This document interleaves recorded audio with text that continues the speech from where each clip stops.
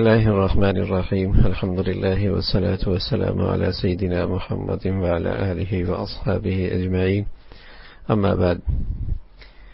یہ ہماری بات چل رہی تھی قبیلہ ثقیف کی آمد اور اس کا قبول، اسلام قبول کرنا.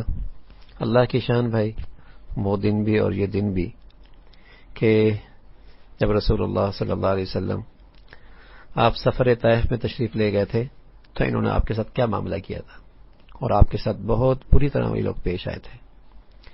انتہائی بد اخلاقی سے، بد سلوکی کے ساتھ آپ کو وہاں سے نکالا، پھر پیچھے اوباش لڑکوں کو لگا دیا، آپ پر پتھر برساتے رہے، تکلیفیں پہنچاتے رہے، مذاق اڑاتے رہے. یہ وہی لوگ ہیں.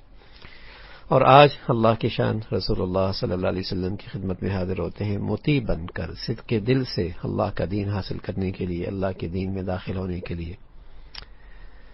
تو کیسے دن بدلتے ہیں. طائف سے مکہ جب واپس ہو رہے تھے رسول اللہ صلی اللہ علیہ وسلم، تو زید بن حارثہ نے عرض کیا، اللہ کے رسول آپ وہاں دوبارہ کیسے داخل ہوں گے جبکہ قریش آپ کو نکال چکے ہیں؟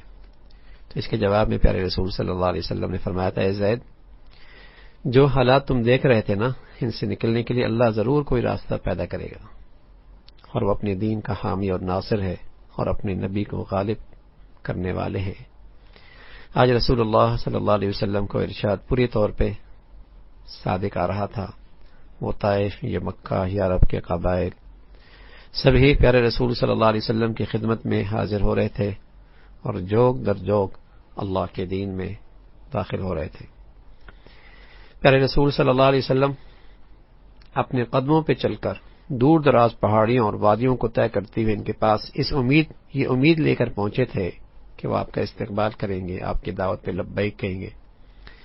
لیکن اس کے مقابلے میں انہوں نے اذیتیں دی. کیسا برتاؤ کیا. تو لیکن رسول اللہ صلی اللہ علیہ وسلم کو دیکھیے نا کہ آپ کے دل میں ذرا بھی ان کے بارے میں انتقام کا جذبہ نہیں تھا. آپ علیہ الصلوۃ والسلام نے جب چند دنوں تک طائف کا محاصرہ جاری رکھا، پھر صحابہ کو واپس جانے کا حکم دیا. کسی نے آپ سے عرض کیا ثقیف کے لیے بد دعا کیجیے. آپ نے انکار کر دیا اور ہاتھ اٹھا کر دعا کی کہ اللہ ثقیف کو ہدایت دے دے اور انہیں توفیق دے کہ وہ میرے پاس آ کر اسلام قبول کرے. رسول اللہ صلی اللہ علیہ وسلم کی دعا بارگاہ الہی میں مقبول ہوئی اور ثقیف کا وفد مدینہ آیا، اور یہ خوشخبری دینے کے لیے ابو بکر، حضرت مغیرہ بن شعبہ رضی اللہ تعالیٰ عنہما دونوں دوڑ کر پیارے رسول صلی اللہ علیہ وسلم کی خدمت میں آئے. وہ جانتے تھے کہ ثقیف کے مسلمان ہونے پر اللہ کے نبی کو بڑی خوشی ہوگی، تو اس لیے وہ دوڑتے ہوئے آئے اور خوشخبری دی اور پھر ان کا استقبال کیا. آپ علیہ الصلوۃ والسلام نے وہ پورا وقت ان کی تعلیم اور رہنمائی میں اور نصیحت میں لگایا. انہوں نے ہمیشہ آپ علیہ الصلوۃ والسلام کے خلاف سازشیں کی تھیں، آپ کو اذیتیں دی تھیں، لیکن آپ علیہ الصلوۃ والسلام نے ان کے لیے دنیا اور آخرت دونوں کی جگہ بھلائی اور سعادت چاہی کہ اللہ انہیں اسلام دے دے، اسلام کی نعمت دے دے. کیا یہ کسی انسان کا بشری مزاج ہو سکتا ہے کہ وہ بھی ایسے انسان کا جو کسی اصول اور کسی عقیدے کی طرف دعوت دیتا ہو؟ یقیناً یہ صرف نبوت کا مزاج ہے، یہ صرف نبوت کا مزاج ہے، اس کے علاوہ اور کچھ نہیں. کہ آپ کے دل میں سوائے اس کے اور کچھ نہیں تھا. ان کی خیر خواہی تھی، ان کے لیے بھلائی تھی، اور ان کی آخرت اور دنیا سنوارنا چاہتے تھے. یہ اسلام ہے جو بغض اور نفرت اور کینہ سے واقف نہیں. یہ اسلام ہے جو کسی انسان کا برا نہیں چاہتا، خیر خواہی چاہتا ہے. وہ جو جہاد کا حکم دیتا ہے اسلام، لیکن بغض اور نفرت کے بغیر وہ طاقت اور قوت حاصل کرنے کی تاکید کرتا ہے، لیکن گھمنڈ اور تکبر کے بغیر اسلام رحم اور کرم کی تعلیم دیتا ہے، مگر اس کا مطلب ذلت اور کمزوری نہیں. وہ محبت کا حکم دیتا ہے لیکن صرف اللہ کے لیے. یہ اسلام ہے کہ وہ بغض اور نفرت کو اس کی تعلیم نہیں دیتا. جہاد کا حکم دیتا ہے لیکن جہاد کا مقصد بغض اور نفرت نہیں ہے، خیر خواہی ہے، بھلائی ہے، کئی لوگوں کے لیے ہدایت کا راستہ کھولنا ہے. وہ طاقت اور قوت حاصل کرنے کی تعلیم دیتا ہے اسلام، لیکن وہ انانیت کے لیے نہیں، گھمنڈ کے لیے نہیں، تکبر کے لیے نہیں. وہ رحم کی تعلیم دیتا ہے، کرم کی تعلیم دیتا ہے، لیکن اس کا مطلب ذلت اور کمزوری نہیں. وہ محبت کی تعلیم دیتا ہے، لیکن ایسی محبت جو اللہ کی خاطر، اللہ کے لیے. تو وفد ثقیف مدینہ آیا، اسلام قبول کیا. تو یہ وہ زبردست اللہ کی مدد اور نصرت تھی جس کی تکمیل ہو رہی تھی، جس کا اللہ نے اپنے رسول صلی اللہ علیہ وسلم سے وعدہ فرمایا تھا. یہاں اللہ کے نبی صلی اللہ علیہ وسلم نے اس وفد کو مسجد میں ٹھہرایا، تو معلوم ہوا کسی مشرک کے قبول اسلام کی امید ہو تو اسے مسجد میں ٹھہرانا جائز ہے. اور اگر ایسا مشرک ہے تو ظاہر ہے یہودی اور نصرانی ہے اور اس سے یہ امید ہے تو اس کو بھی ٹھہرا سکتے ہیں. اس کی تفصیل موجود ہے. پھر رسول اللہ صلی اللہ علیہ وسلم نے اس وفود کے ساتھ کیسا ہی اکرام کا اور خیر خواہی کا معاملہ فرمایا اور انہیں محبت سے خوش آمدید کہا.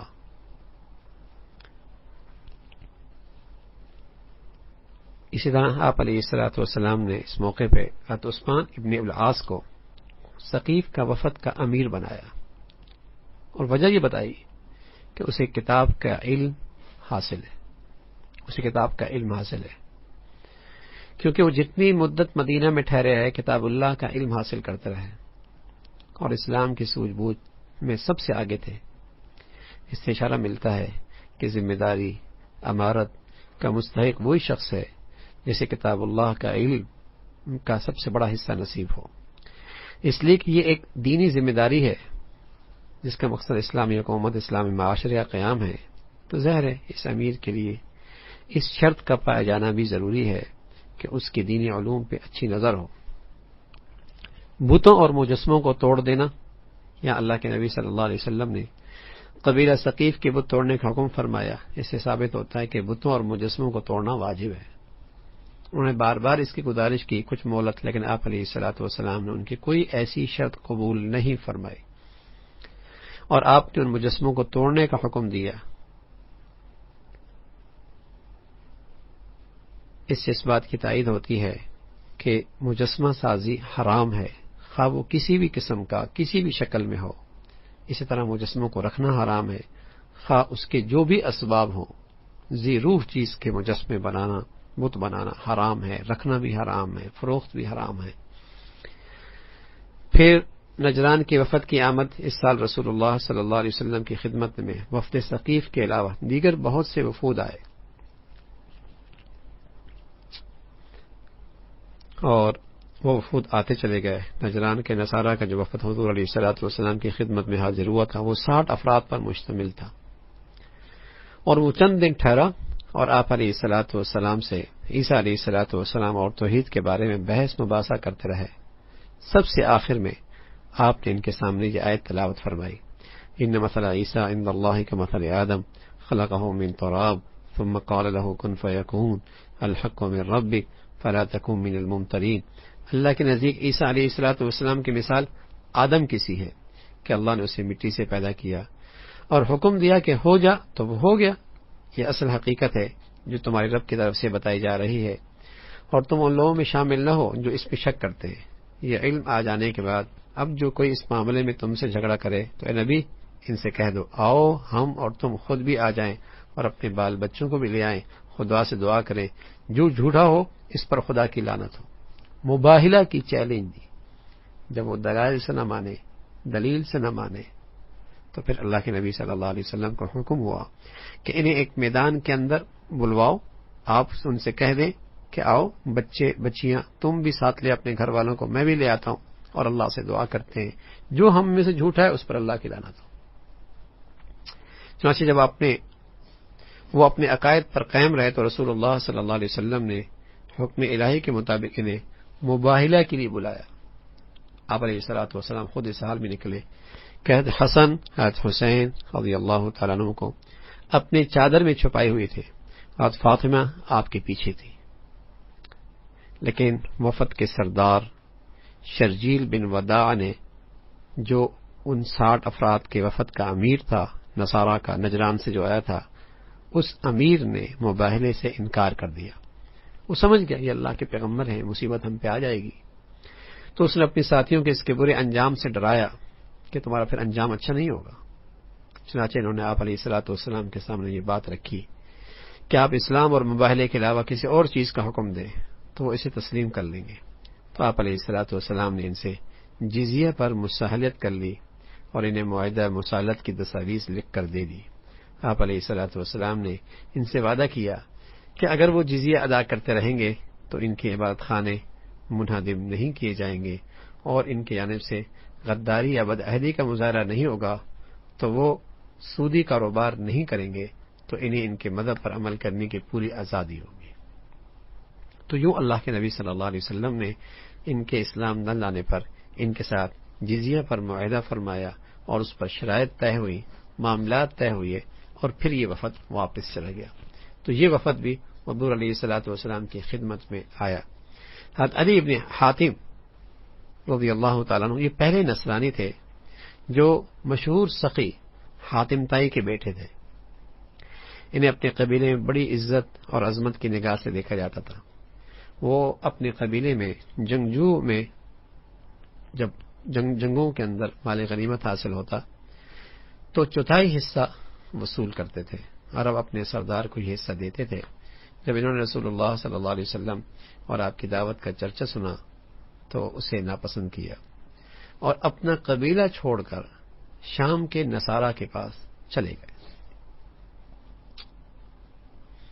علی فرماتے ہیں رضی اللہ تعالیٰ عنہ شام پہنچ کر مجھے اس سے زیادہ وحشت اور ناگواری ہونے لگی جتنی اپنے قبیلے میں رسول اللہ صلی اللہ علیہ وسلم کے تذکرے سے ہوتی تھی کہ میں نے سوچا کہ مجھے آپ علیہ الصلوۃ والسلام سے ملاقات کرنی چاہیے. اگر آپ دنیا میں کہ دوسرے بادشاہوں کی طرح ایک بادشاہ ہیں یا جھوٹا نبوت کا دعویٰ کرنے والے ہیں تو یہ چیز مجھ سے مخفی نہ رہ سکے گی. کیوں نہ ملاقات کر کے آپ کی شخصیت کا مجھے تعارف حاصل ہو کہ آپ عام بادشاہوں کی طرح ہیں اور آپ جھوٹی نبوت کا دعویٰ کر رہے ہیں، اور اگر آپ نبی برحق ہیں تو میں آپ پر ایمان لے آؤں گا اور آپ کا اتباع کر لوں گا.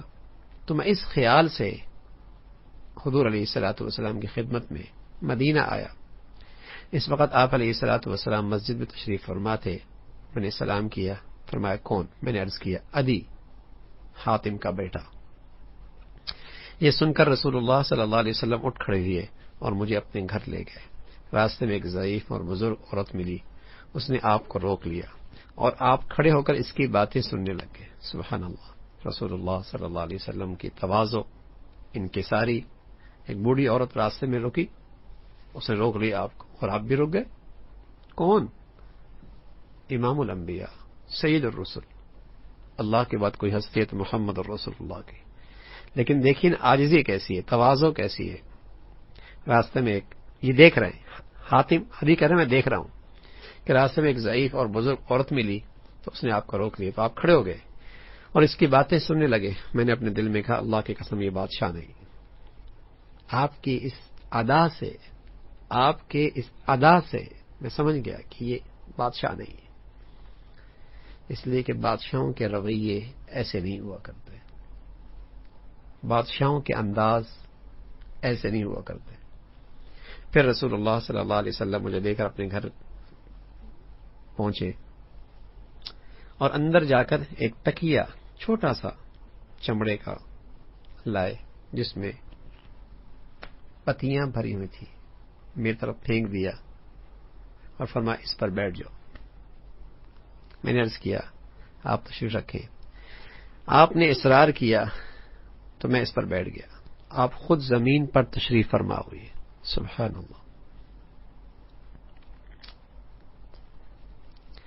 میں نے اپنے جی میں کہا اللہ کی قسم یہ بات کوئی بادشاہ نہیں کر سکتا اور نہ ہی کوئی بادشاہ ایسا کہہ سکتا ہے. میرے دل نے گواہی دی، پھر گواہی دی کہ بادشاہ کا طرز عمل نہیں ہے. پھر آپ علیہ الصلوۃ والسلام نے فرمایا علی کیا تم جانتے ہو کہ اللہ کے سوا کوئی معبود ہے؟ میں نے عرض کیا نہیں. پھر فرمایا کیا تم جانتے ہو کہ اللہ سے بڑھ کر ہے؟ میں نے عرض کیا نہیں. فرمایا تو تم جس مذہب نصارہ اور صحابہ کے بہن ہو کیا؟ میں نے عرض کیا ہاں. فرمایا تم اپنے قبیلے سے مال غنیمت کا چوتھائی حصہ نہیں وصول کرتے؟ میں نے عرض کیا ہاں. فرمایا لیکن یہ تو تمہارے مذہب میں جائز نہیں ہے. میں نے عرض کیا آپ صحیح فرماتے ہیں. یعنی وہ کام جو نصارہ میں بھی جائز نہیں تھے، آپ علیہ الصلوۃ والسلام نے انہیں اس انداز سے بات کی کہ پہلے وہ چیزیں جو اسلام اور نصارہ میں مشترک ہیں ان کو بنیاد بنا کر آپ نے دعوت دی اور اس کو اپنے سے مانوس کیا۔ اس کے بعد پہلے رسول صلی اللہ علیہ وسلم نے فرمایا، عدی شاید تم اس دین کو قبول کرنے سے اس لیے ہچکچا رہے ہو کہ تم اس کے ماننے والوں کو غریب دیکھ رہے ہو، تم اس لیے ہچکچا رہے ہو کہ اسلام کے ماننے والے اور اس کے پیروکار غریب لوگ ہیں، اللہ کی قسم ان کے پاس مال کی اتنی بہتات ہو جائے گی کہ اسے کوئی قبول کرنے والا نہ بچے گا، اتنی دولت ان کے پاس آئے گی، شاید تم اس دین کو قبول کرنے سے اس لیے ہچکچا رہے ہو کہ تم ان کی تعداد اور ان کے دشمنوں کی تعداد زیادہ دیکھ رہے ہو، اللہ کی قسم یہ وقت آئے گا جب ایک عورت قادسیہ سے تنہا سفر کرتے ہوئے بیت اللہ کی زیارت کرے گی اور اسے راستے میں کوئی خوف نہیں ہوگا، اتنی کثرت ہوگی ان کی اور اتنا امن ہوگا، اتنا امن ہوگا، شاید تم اس دین قبول نہیں کر رہے اور اس لیے ہچکچا رہے ہو کہ تم حکومت اور اقتدار پر دوسرے لوگوں کو قابض دیکھ رہے ہو، اللہ کی قسم وقت جلد آئے گا جب سرزمین بابل کے سفید محلات ان کے ہاتھوں میں فتح ہوں گے۔ تم سمجھ رہے ہو کہ حکومتیں کسی اور کے پاس ہیں؟ نانا، ایک وقت آنے والا ہے جب دنیا کی حکومتیں اسلام کے زیر نگوں ہوں گی، اسلام کے سائے میں چلیں گی۔ اس کے بعد عدی نے اسلام قبول کر لیا۔ عدی فرماتے ہیں رضی اللہ تعالیٰ عنہ، دو نشانیاں میں نے دیکھ لی ہیں، اللہ کے نبی نے جو اس وقت باتیں فرمائی تھی نا، ان میں سے دو نشانیاں میں نے دیکھ لی کہ عورت اب بے خوف و خطر سفر کرنے لگی ہے، یہ میں نے دیکھ لیا، ایسا امن ہے، اور کسریٰ کے خزانوں پر حملے کرنے والے پہلے لشکر میں بھی شریک رہا ہوں، اور میں اللہ کی قسم کھا کے کہتا ہوں تیسری نشانی بھی جلد پوری ہونے والی ہے، جو اللہ کے نبی صلی اللہ علیہ وسلم نے فرمایا ہے تو وہ سچ فرمایا ہے۔ تو عدی ابن حاتم رسول اللہ صلی اللہ علیہ وسلم کی خدمت میں آنا، تو اس سے بہت ساری چیزیں ہمارے سامنے آئی ہیں کہ عدی کا آنا اور رسول اللہ صلی اللہ علیہ وسلم کا ان کا خیال رکھنا۔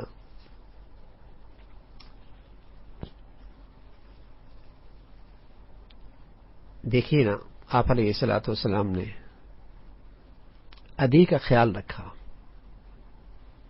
کیونکہ عدی اپنے قبیلے میں ایک عزت دار آدمی تھے، معزز آدمی تھے، تو رسول اللہ صلی اللہ علیہ وسلم نے اس کی دلجوئی کے لیے اسے ویسی عزت دی اور ویسی احترام دیا۔ تو آپ علیہ الصلوۃ والسلام نے اس کے توقع کے مطابق اسے عزت بخشی اور اسے اپنے سے مانوس کیا۔ اس کے بعد علی فرماتے ہیں کہ رسول اللہ صلی اللہ علیہ وسلم کے چند ارشادات سنائے، جن میں اسلام اور مسلمانوں کے مستقبل بارے میں چند پیشن گوئیاں تھیں، کہ آپ علیہ الصلوۃ والسلام نے اس سے فرمایا کہ مسلمانوں کے پاس مال کی اتنی بہتات ہو جائے گی کہ اسے کوئی قبول کرنے والا نہ ملے گا۔ آپ کی یہ پیشن گوئی حضرت عمر ابن العزیز کے زمانے میں پوری ہو گئی کہ انہوں نے اپنے گورنر کو اموال زکوٰۃ کے ساتھ بھیجا، انہیں افریقہ کے مختلف علاقوں میں غریبوں میں تقسیم کر دیں، لیکن وہ ان کے ساتھ واپس آ گیا، اس لیے کوئی لینے والا نہ تھا۔ حضرت عمر ابن عبدالعزیز کے زمانے میں اللہ کے نبی کی یہ پیشن گوئی بھی پوری ہو گئی۔ چنانچہ حضرت عمر ابن العزیز نے ان سے غلام خرید کر آزاد کر دی۔ تو رسول اللہ صلی اللہ علیہ وسلم نے یہ بھی فرمایا، ایک وقت آئے گا کہ جب ایک عورت قادسیہ سے تنہا سفر کرتے ہوئے بیت اللہ کی زیارت کرے گی اور اس راستے میں کوئی خوف نہیں ہوگا۔ آپ علیہ الصلوۃ والسلام کی یہ پیشن گوئی بھی پوری ہوئی، اس پورے علاقے میں امن قائم ہو گیا، چنانچہ کسی مسافر کو اللہ کے علاوہ اور اپنے ریوڑ پر بھیڑیے کے علاوہ کسی کا خوف نہ تھا، جیسے کہ ایک حدیث میں آتا ہے۔ حضور علیہ الصلوۃ والسلام نے اس موقع پہ یہ پیشن گوئی بھی فرمائی تھی کہ اللہ کی قسم وہ وقت جلد آئے گا جب سرزمین بابل کے سفید محلات مسلمانوں کے ہاتھوں میں فتح ہوں گے۔ آپ کی یہ پیشن گوئی بھی حرف بحرف پوری ہوئی۔ تمام تعریفیں اللہ ہی کے لیے جس نے اپنے رسول اللہ صلی اللہ علیہ وسلم سے جو وعدہ کیا وہ پورا کیا۔ حضرت علی رضی اللہ تعالیٰ عنہ حضور علیہ الصلوۃ والسلام کے حیات طیبہ اور طرز رہائش میں نبوت کی علامتیں دیکھ رہے تھے. آپ کی زندگی میں، آپ کی طرز رہائش میں نبوت کی علامتیں دیکھ رہے تھے. اسی طرح آپ علیہ الصلوۃ والسلام کے انداز گفتگو اور اشارات میں انہیں محسوس ہو رہا تھا کہ یہ پیغمبر ہے، یہ اللہ کے نبی ہیں. تو آپ اسلام لے آئے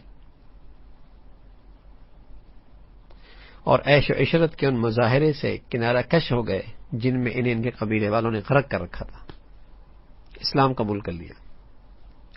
اگر کوئی شخص عقل مند، دانش مند ہو، اسے سوچنے کی آزادی حاصل ہو، تو وہ حق قبول کرنے اور اس پر ایمان لانے سے ذرا بھی دور نہیں رہ سکتا، اس لیے کہ حق اور اسلام اتنا عقل و دانش کے قریب ہے اور اپیل کرتا ہے عقل دانش کو.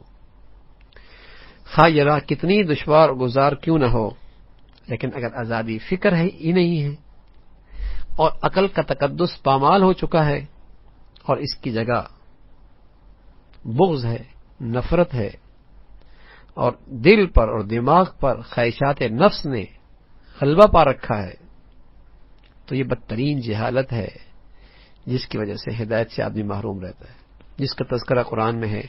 وَقَالُوا قُلُوبُنَا فِي أَكِنَّةٍ مِّمَّا تَدْعُونَا إِلَيْهِ وَفِي آذَانِنَا وَقْرٌ وَمِن بَيْنِنَا وَبَيْنِكَ حِجَابٌ فَاعْمَلْ إِنَّنَا عَامِلُونَ. وہ کہتے ہیں جس چیز کی طرف تم ہمیں بلا رہے ہو اس کے لیے ہمارے دلوں پر غلاف چڑھی ہوئی ہے، خود اس بات کا اظہار کر رہے ہیں، اور ہمارے کان بہرے ہو گئے اور ہمارے تیرے درمیان ایک حجاب حائل ہو گیا ہے، تو اپنا کام کر، ہم اپنا کام کی جائیں گے.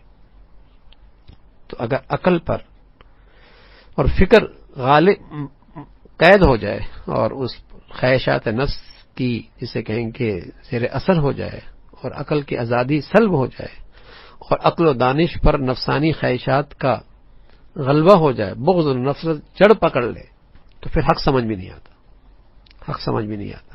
جیسے یہاں کفار اپنے بارے میں خود اس بات کا اقرار اور اظہار کر رہے ہیں. تو عدی ابن حاتم رضی اللہ تعالیٰ عنہ کو اللہ رب العزت نے سلیم الفطرت مزاج دیا تھا، عقل اور دانش کی دولت نصیب فرمائی تھی، اور جب ان کے سامنے صحیح صورتحال اور اسلام کے اور رسول اللہ صلی اللہ علیہ وسلم کی شخصیت کا تعارف سامنے آیا تو انہوں نے فوراً اسلام قبول فرما لیا. سبحانک اللہم بحمدک، نشہد ان لا الہ الا اللہ، نستغفرک ونتوب الیک.